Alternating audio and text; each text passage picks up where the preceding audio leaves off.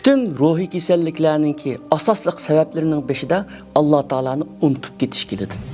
Alloh taolani unutish degan bütün dunyoning g'amlarini, mushkullarini, ishlarini ustiga yuklab olish va yuklab olib aslida ezilish va iztirob chekish deganlikdir.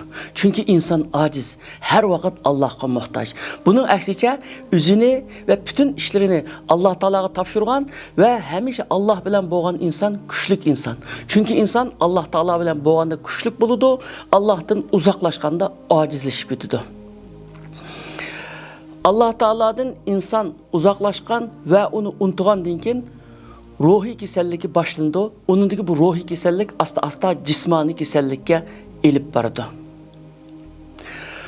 Shunga har bir mu'minninki Alloh taolo bilan billa bo'lishi, Alloh taoloni eslab turishi, Alloh taoloni zikr qilishi va o'zi ibodat uchun yaratilganligini va Alloh taolo ko'rsatgan bo'yicha yashab hayotini oxirlashtirish uchun bu dunyoga kelganligini esida saqlagan holda Allah'ını yad etip turgan vaqtida o insan bir aramlık his kılmaydı ve nayda aramıda hoşal buludu.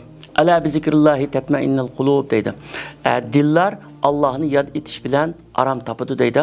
Amerika'nın New York şehrinde Padişah Fahd ibn Abdülaziz mescidiga bir ayal daim Ayda kilid ekan, Amerikalik bir ayol namozga kildi ekan.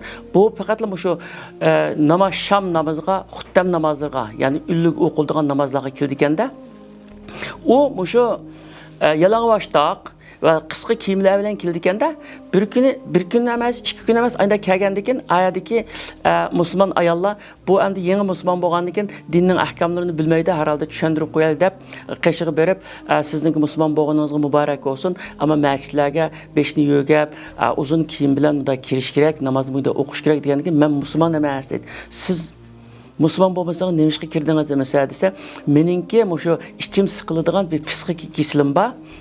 Muşu Müslümanlarınki Kur'an tilavetini anlasam, muşu namazını muşular bilan birga tutsam, bir gün mişe qatnashib qo'ysam, 3 kungacha men rahatlanib qolaman. Şu haftada 2 kun ya 3 kun kelman deydi. Demak, namozninki mukofotini biz oxiratda berishdan burun mushu dunyoda ko'rib bo'lamiz.